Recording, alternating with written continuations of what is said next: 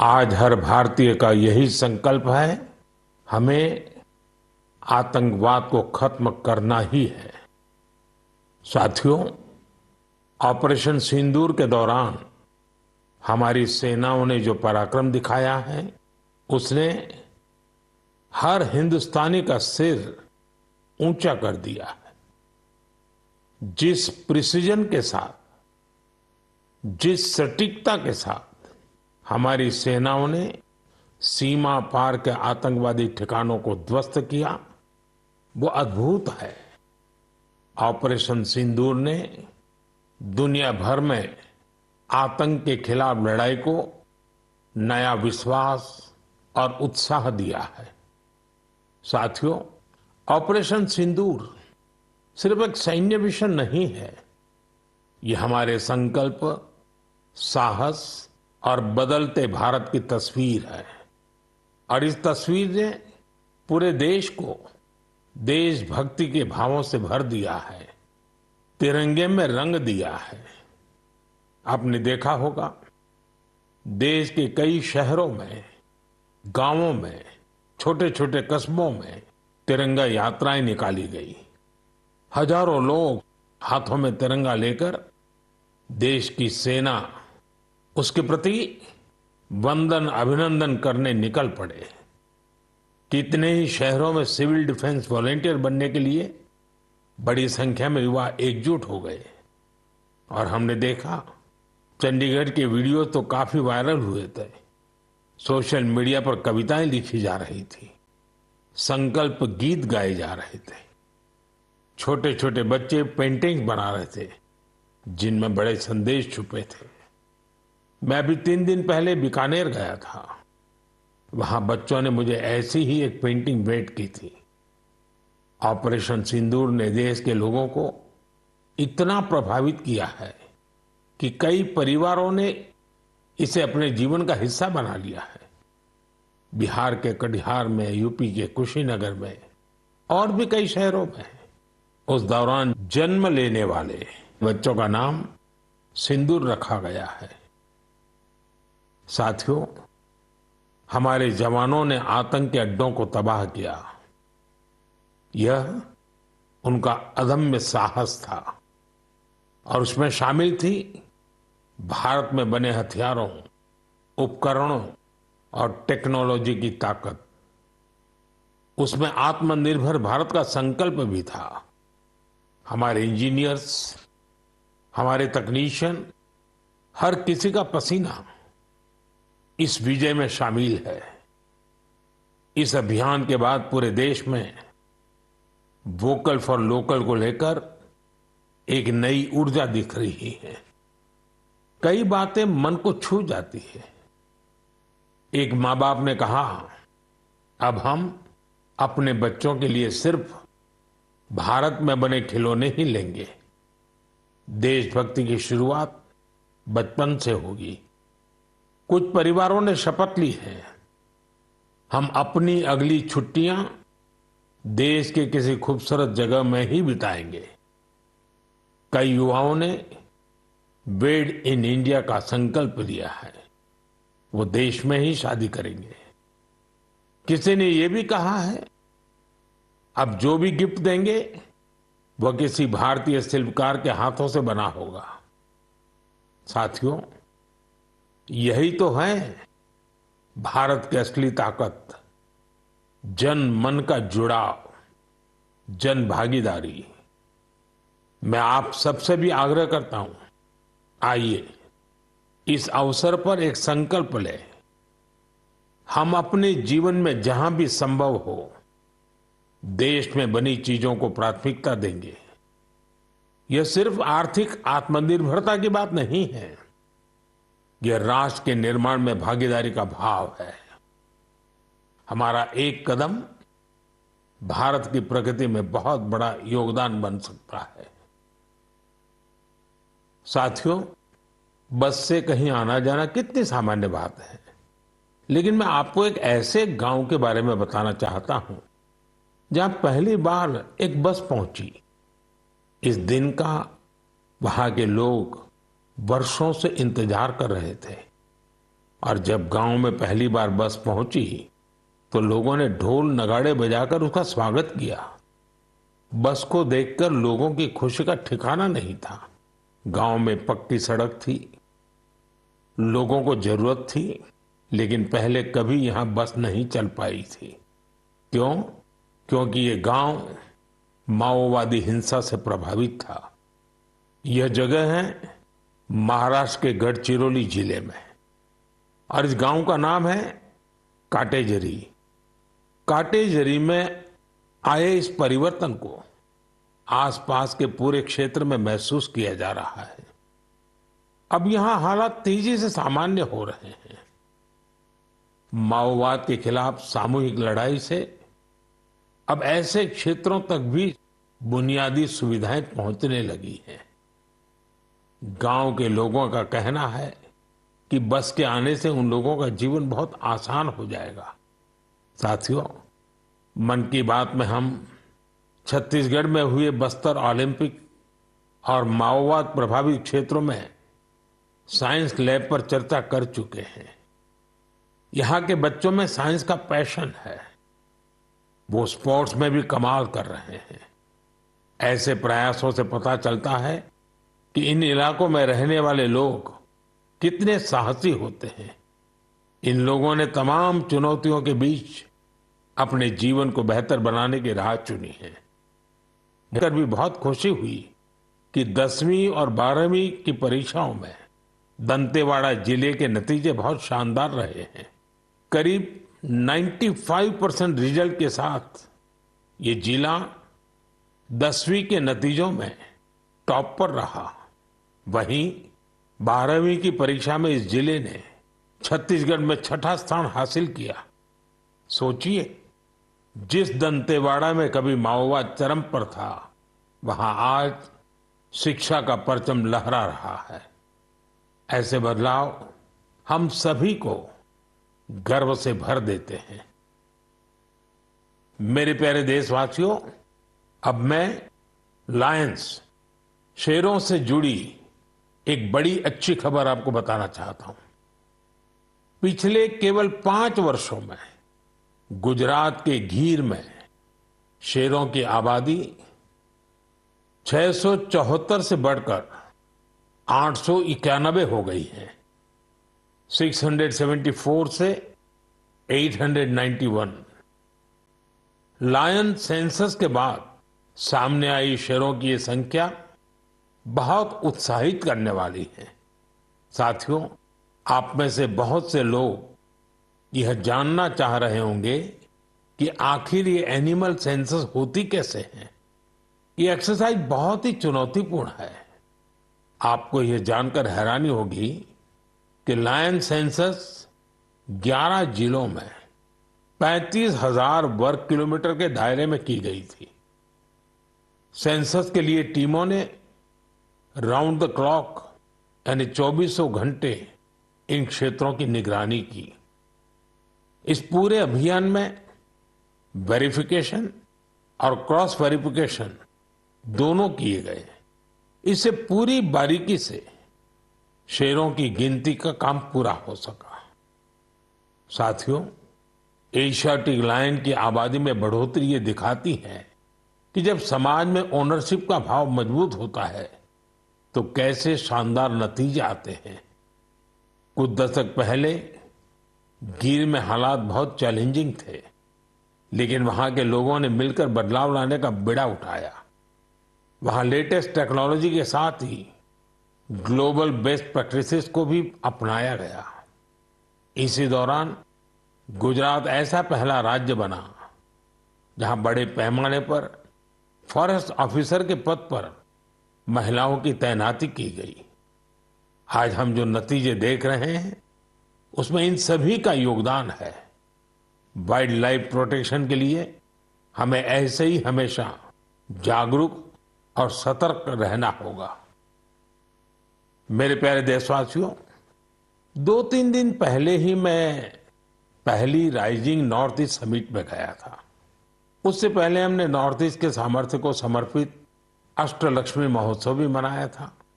North east की बात ही कुछ और है। वहां का सामर्थ्य, वहां का टैलेंट वाकई अद्भुत है। मुझे एक दिलचस्प कहानी पता चली है क्राफ्टेड फाइबर्स की।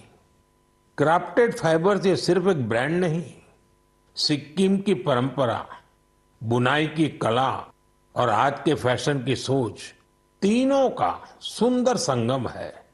इसकी शुरुआत की डॉक्टर चेवांग नोरबू भूटिया ने। पेशे से वो वेटरनरी डॉक्टर है और दिल से सिक्किम की संस्कृति के सच्चे ब्रांड एम्बेसडर। उन्होंने सोचा क्यों न बुनाई को एक नया आयाम दिया जाए और इसी सोच से जन्म हुआ क्राफ्टेड फाइबर का। उन्होंने पारंपरिक बुनाई को मॉडर्न फैशन से जोड़ा और इसे बनाया एक सोशल एंटरप्राइज। अब उनके यहाँ केवल कपड़े नहीं बनते, उनके यहाँ जिंदगियां बुनी जाती है।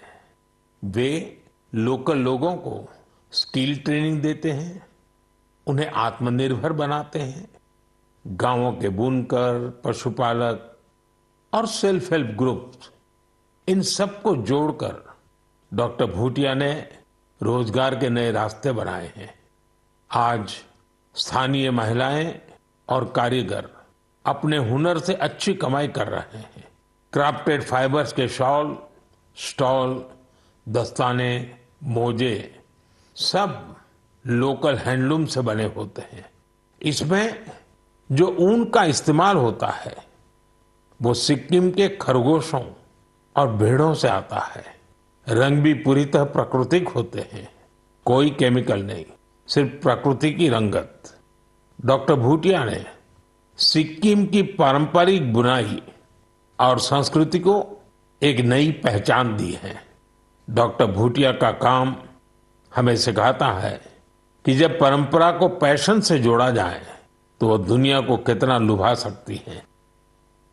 मेरे प्यारे देशवासियों, आज मैं आपको एक ऐसे शानदार व्यक्ति के बारे में बताना चाहता हूं जो एक कलाकार भी हैं और जीती जागती प्रेरणा भी है। नाम है जीवन जोशी, उम्र 65 साल। अब सोचिए, जिनके नाम में ही जीवन हो वो कितनी जीवंतता से भरे होंगे। जीवन जी उत्तराखंड के हल्द्वानी में रहते हैं। बचपन में पोलियो ने उनके पैरों की ताकत छीन ली थी, लेकिन पोलियो उनके हौसलों को नहीं छीन पाया।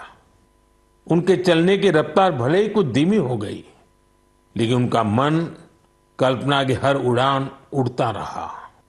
इसी उड़ान में जीवन जी ने एक अनोखी कला को जन्म दिया। नाम रखा बगेट। इसमें वो चीड़ के पेड़ों से गिरने वाली सूखी छाल से सुंदर कलाकृतियां बनाते हैं। वो छाल जिसे लोग आमतौर पर बेकार समझते हैं, जीवन जी के हाथों में आते ही धरोहर बन जाती है। उनकी हर रचना में उत्तराखंड की मिट्टी की खुशबू होती है। कभी पहाड़ों के लोक वाद्य यंत्र, तो कभी लगता है जैसे पहाड़ों की आत्मा उस लकड़ी में समा गई हो। जीवन जी का काम सिर्फ कला नहीं, एक साधना है। उन्होंने इस कला में अपना पूरा जीवन समर्पित कर दिया है। जीवन जोशी जैसे कलाकार हमें याद दिलाते हैं कि परिस्थितियां चाहे जैसी भी हो, अगर इरादा मजबूत हो तो नामुमकिन कुछ नहीं। उनका नाम जीवन है और उन्होंने सच में दिखा दिया कि जीवन जीना क्या होता है। मेरे प्यारे देशवासियों, आज कई ऐसी महिलाएं हैं जो खेतों के साथ ही अब आसमान की ऊंचाइयों पर काम कर रही हैं। जी हां, आपने सही सुना। अब गांव की महिलाएं ड्रोन दीदी बनकर ड्रोन उड़ा रही हैं और उससे खेती में नई क्रांति ला रही है।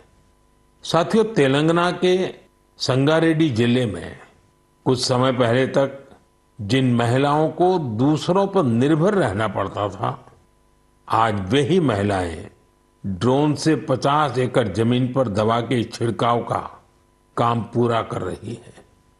सुबह 3 घंटे, शाम 2 घंटे और काम निपट गया। धूप की तपन नहीं, जहर जैसे केमिकल्स का खतरा नहीं।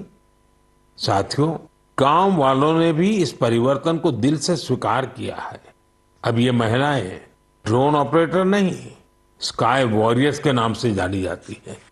ये महिलाएं हमें बता रही हैं, बदलाव तब आता है जब तकनीक और संकल्प एक साथ चलते हैं। मेरे प्यारे देशवासियों, अंतर्राष्ट्रीय योग दिवस में अब 1 महीने से भी कम समय बचा है। ये अवसर याद दिलाता है कि अगर आप अब भी योग से दूर हैं तो अब योग से जुड़े। योग आपका जीवन जीने का तरीका बदल देगा। साथियों, 21 जून 2015 में योग दिवस की शुरुआत के बाद से ही इसका आकर्षण लगातार बढ़ रहा है। इस बार भी योग दिवस को लेकर दुनिया भर में लोगों का जोश और उत्साह नजर आ रहा है। अलग अलग संस्थान अपनी तैयारियां साझा कर रहे हैं। बीते वर्षों की तस्वीरों ने बहुत प्रेरित किया है। हमने देखा है, अलग अलग देशों में किसी साल लोगों ने योग चेन बनाई, योग रिंग बनाई। ऐसी बहुत ही तस्वीरें हैं जहां एक साथ 4 जनरेशन मिलकर योग कर रही हैं। बहुत से लोगों ने अपने शहर की आइकॉनिक प्लेसेस को योग के लिए चुना। आप भी इस बार कुछ इंटरेस्टिंग तरीके से योग दिवस मनाने के बारे में सोच सकते हैं। साथियों, आंध्र प्रदेश की सरकार ने योग आंध्र अभियान शुरू किया है। इसका उद्देश्य पूरे राज्य में योग संस्कृति को विकसित करना है। इस अभियान के तहत योग करने वाले 10 लाख लोगों का एक पूल बनाया जा रहा है। मुझे इस वर्ष विशाखापत्तनम में योग दिवस कार्यक्रम में शामिल होने का अवसर मिलेगा। मुझे जानकर अच्छा लगा कि इस बार भी हमारे युवा साथी देश की विरासत से जुड़ी आइकॉनिक प्लेसेस पर योग करने वाले हैं। कई युवाओं ने नए रिकॉर्ड बनाने और योग चेन का हिस्सा बनने का संकल्प लिया है। हमारे कॉरपोरेट भी इसमें पीछे नहीं है। कुछ संस्थानों ने ऑफिस में ही योग अभ्यास के लिए अलग स्थान तय कर दिया है। कुछ स्टार्टअप्स ने अपने ऑफिस योग अवर्स तय कर दिए हैं। ऐसे भी लोग हैं जो गांवों में जाकर योग सिखाने की तैयारी कर रहे हैं। हेल्थ और फिटनेस को लेकर लोगों की ये जागरूकता मुझे बहुत आनंद देती है। साथियों, योग दिवस के साथ साथ आयुर्वेद के क्षेत्र में भी कुछ ऐसा हुआ है जिसके बारे में जानकर आपको बहुत खुशी होगी। कल ही यानी 24 मई को WHO के डायरेक्टर जनरल और मेरे मित्र तुलसी भाई की मौजूदगी में एक MOU साइन किया गया है। इस एग्रीमेंट के साथ ही international classification of health interventions के तहत एक डेडिकेटेड ट्रेडिशनल मेडिसिन मॉड्यूल पर काम शुरू हो गया है। इस पहल से आयुष को पूरी दुनिया में वैज्ञानिक तरीके से अधिक लोगों तक पहुंचाने में मदद मिलेगी। साथियों, आपने स्कूलों में ब्लैक बोर्ड तो देखा होगा, लेकिन अब कुछ स्कूलों में शुगर बोर्ड भी लगाया जा रहा है। ब्लैक बोर्ड नहीं, शुगर बोर्ड। CBSE की इस अनोखी पहल का उद्देश्य है बच्चों को उनके शुगर इंटेक के प्रति जागरूक करना। कितनी चीनी लेनी चाहिए और कितनी चीनी खाई जा रही है, ये जानकर बच्चे खुद से ही हेल्दी विकल्प चुनने लगे हैं। ये एक अनोखा प्रयास है और इसका असर भी बड़ा पॉजिटिव होगा। बचपन से ही स्वस्थ जीवन शैली की आदतें डालने में ये काफी मददगार साबित हो सकता है। कई अभिभावकों ने इसे सराहा है और मेरा मानना है ऐसी पहल दफ्तरों, कैंटीनों और संस्थानों में भी होनी चाहिए। आखिरकार सेहत है तो सब कुछ है। फिट इंडिया ही स्ट्रांग इंडिया की नींव है।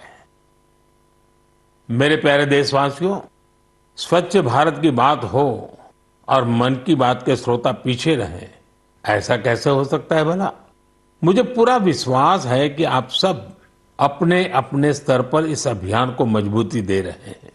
लेकिन आज मैं आपको एक ऐसी मिसाल के बारे में बताना चाहता हूं जहां स्वच्छता के संकल्प ने पहाड़ जैसी चुनौतियों को भी मात दे दी। आप सोचिए, कोई व्यक्ति बर्फीली पहाड़ियों पर चढ़ाई कर रहा हो, जहां सांस लेना मुश्किल हो, कदम कदम पर जान को खतरा हो, और फिर भी वो व्यक्ति वहां सफाई में जुटा हो।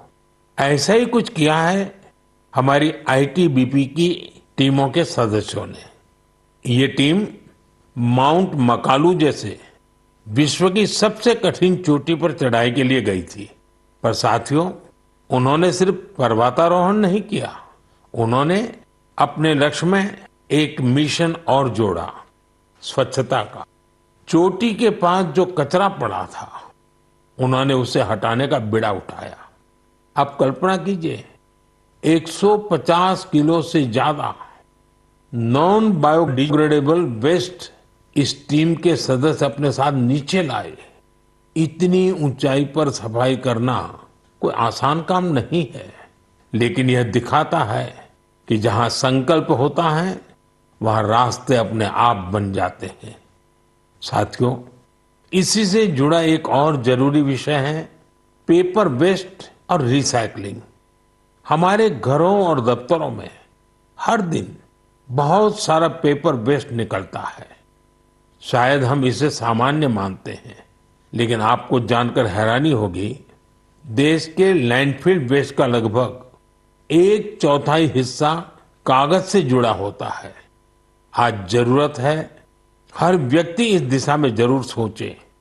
मुझे जानकर अच्छा लगा कि भारत के कई स्टार्टअप्स इस सेक्टर में शानदार काम कर रहे हैं।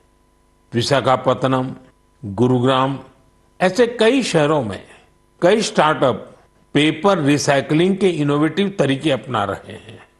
कोई रिसाइकल पेपर से पैकेजिंग बोर्ड बना रहा है, कोई डिजिटल तरीकों से न्यूज़पेपर रिसाइकलिंग को आसान बना रहा है। जालना जैसे शहरों में कुछ स्टार्टअप 100% रिसाइकल मटेरियल से पैकेजिंग रोल और पेपर कोर बना रहे हैं। आप ये भी जानकर प्रेरित होंगे, 1 टन कागज की रिसाइकलिंग से 17 पेड़ कटने से बचते हैं और हजारों लीटर पानी की बचत होती है। अब सोचिए, जब पर्वतारोही इतने कठिन हालत में कचरा वापस ला सकते हैं, तो हमें भी अपने घर या दफ्तर में पेपर को अलग करके रिसाइकलिंग में अपना योगदान जरूर देना चाहिए। जब देश का हर नागरिक ये सोचेगा कि देश के लिए मैं क्या बेहतर कर सकता हूं, तभी मिलकर हम बड़ा परिवर्तन ला सकते हैं। साथियों, बीते दिनों खेलो इंडिया गेम्स की बड़ी धूम रही। खेलो इंडिया के दौरान बिहार के 5 शहरों ने मेजबानी की थी। वहां अलग अलग कैटेगरी के मैच हुए थे। पूरे भारत से वहां पहुंचे एथलीट्स की संख्या 5,000 से भी ज्यादा थी। इन एथलीट्स ने बिहार की स्पोर्टिंग स्पिरिट की, बिहार के लोगों से मिली आत्मीयता की बड़ी तारीफ की है। साथियों, बिहार की धरती बहुत खास है। इस आयोजन में यहां कई यूनिक चीजें हुई हैं। खेलो इंडिया यूथ गेम्स का ये पहला आयोजन था जो ओलंपिक चैनल के जरिए दुनिया भर में पहुंचा। पूरे विश्व के लोगों ने हमारे युवा खिलाड़ियों की प्रतिभा को देखा और सराहा।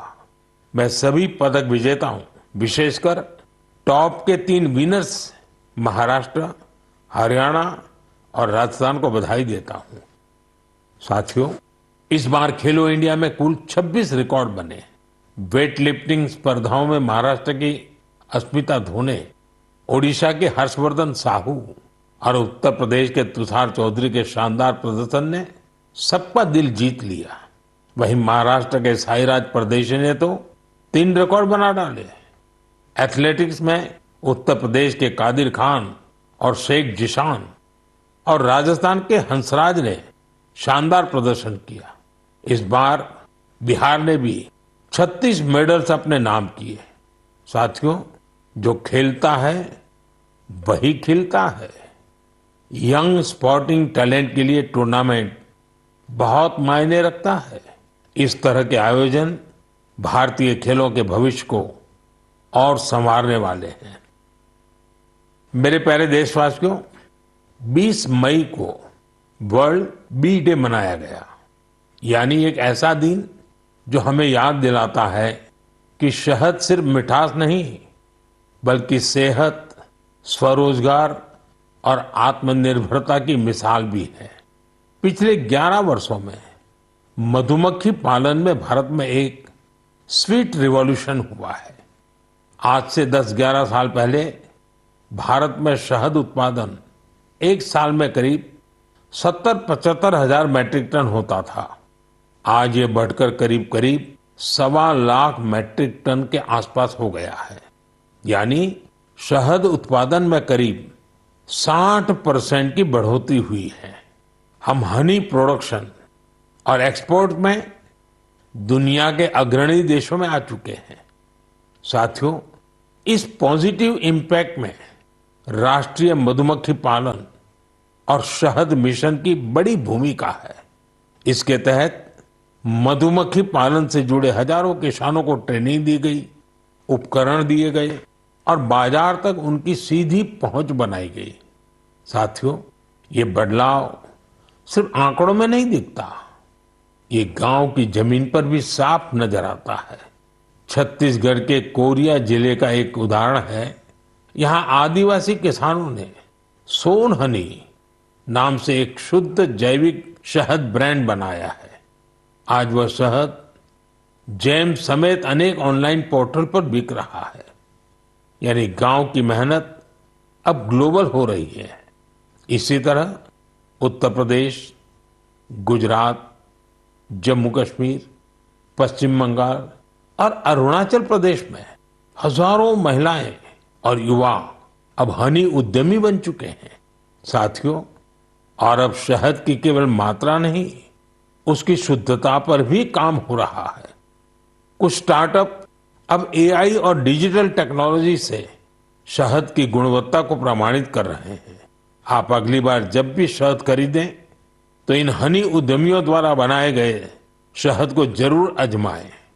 कोशिश करें कि किसी लोकल किसान से, किसी महिला उद्यमी से भी शहद खरीदें, क्योंकि उस हर बूंद में स्वाद ही नहीं, भारत की मेहनत और उम्मीदें घुली होती हैं।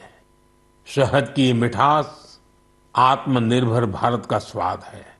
साथियों, जब हम शहद से जुड़े देशों के प्रयासों की बात कर रहे हैं तो मैं आपको एक और पहल के बारे में बताना चाहता हूं।